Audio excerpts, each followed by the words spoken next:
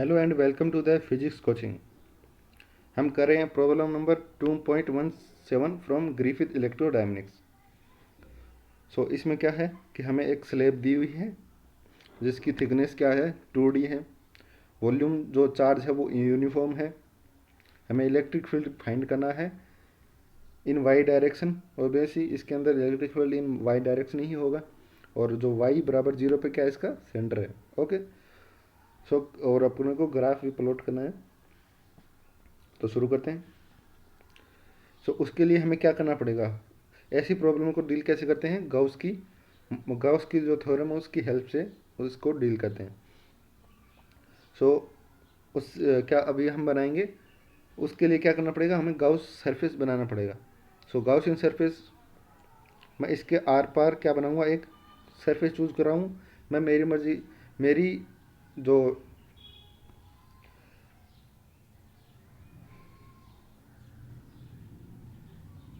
सहूलियत के लिए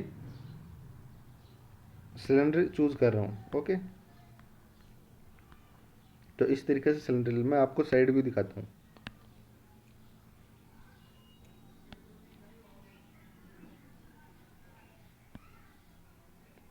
सो ये हो गया साइड व्यू। ये क्या है, डी है इसकी, ये डिस्टेंस डी है, ये भी डी है। So total 2d। सो ये हो गया y बराबर 0, ये y बराबर 0। सो मैं इनसाइड ऐसे एक गाउसियन सरफेस चूज करूँगा, क्योंकि सबसे पहले इसके अंदर दो रीजन हो गए, एक इनसाइड रीजन हो गया, सेकंड क्या हो गया आउटसाइड।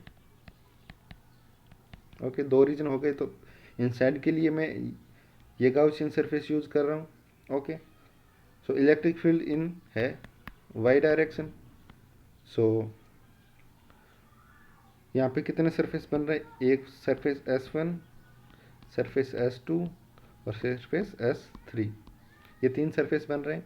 सो गाउस का थ्योरम क्या है, E dot ds close integral equals to Q enclosed upon epsilon not. Okay, ये है गाउस का स्टेटमेंट। ओके, तो इसको, ये तीन सरफेस हो गए तो इसको इंटीग्रेट करते हैं सरफेस वाई सरफेस। सो एक्स और जेड डायरेक्शन में कोई इलेक्ट्रिक फील्ड नहीं है, सो उस डायरेक्शन में कोई इलेक्ट्रिक फील्ड नहीं होगा। सो बचेंगे हमारे पास दो surface S1 and S3। Okay, सो और S1 और S3 का सरफेस क्या है, इक्वल है, और इलेक्ट्रिक फील्ड और सरफेस के बीच में एंगल 0 है। ठीक है, तो ई डॉट डी एस है वो क्या बन जाएगा, ई डी एस बन जाएगा, कोस थीटा इक्वल्स टू 1 हो जाएगा। सो और डी एस को जब इंटीग्रेट करेंगे तो एरिया आएगा, और एरिया इक्वल्स टू ले रहे हैं अपन ए। ओके, और ये हो गए E D S plus E D S और integration equals to Q enclose. Q enclose क्या होगा, rho ditto upon epsilon not, यानी कि इस सरफेस के अंदर कितना चार्ज है वो, तो इसको भी इंटीग्रेट करेंगे। सो ये ई डॉट डी एस क्या हो जाएगा, ई ए प्लस ई ए, इसका सरफेस एरिया मान लेते हैं क्या है, S1 और S3 का ए है। Okay, equals to rho d tau क्या होता है, आर डी थीटा और डी जेड। ओके, ये होता है सिलेंड्रिकल के अंदर इसका वॉल्यूम एलिमेंट। ओके, सो इसको इंटीग्रेट कर लेते हैं, ई ए जब इंटीग्रेट करेंगे तो क्या आएगा, rho R square by 2 D theta क्या आएगा 0 से 2 पाई, तो 2 पाई, और जेड क्या होगा, इसकी हाइट h, तो ये हाइट होगी इसकी, ये कितनी है 2y, y प्लस डायरेक्शन में और y नेगेटिव डायरेक्शन में, तो 2 टोटल होगी 2y। ओके, सो h की जगह मैं क्या लिख सकता हूँ 2y, तो रो पाई आर स्क्वायर और 2y। ओके, तो पाई आर स्क्वायर क्या है एरिया, तो इसको लिख सकते हैं रो a 2y। So electric field will be 2 से 2 कैंसिल, ए से ए कैंसिल, क्या बचा है rho E equals to rho Y by 2 और अपॉन में एप्सिलॉन नॉट। सो वो एप्सिलॉन नॉट, सो 2 कैंसिल हो गया। सो ये आ गया हमारे पास इलेक्ट्रिक फील्ड इनसाइड। अब चलते हैं बात करते हैं आउटसाइड को। तो आउटसाइड में क्या होगा, आउटसाइड रीजन में ये साइड व्यू हमारे पास, ये सिमेट्रिक लाइन, थोड़ी सिमेट्रिक नहीं बनी बट आप एज्यूम करिए कि ये सिमेट्रिक है। ये क्या है 2D।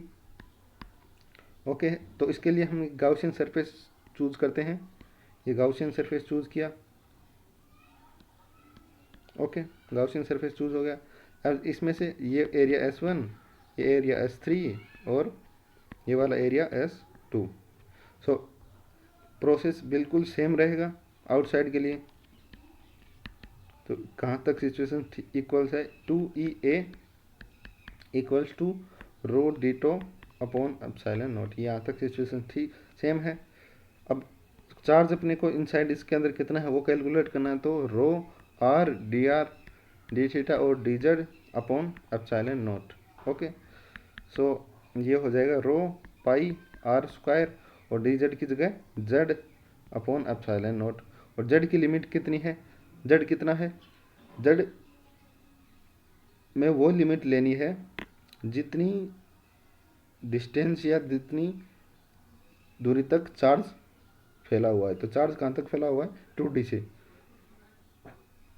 ओके, तो -D से +D तक क्या फैला हुआ है चार्ज। तो ये आ जाएगा रो पाई आर स्क्वायर और 2D अपॉन एप्सिलॉन नॉट। और पाई आर स्क्वायर क्या है एरिया।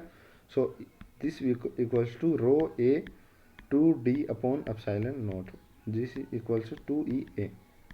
सो 2 से 2 कैंसिल, ए से ए कैंसिल, क्या बचा E equals to rho D by epsilon not.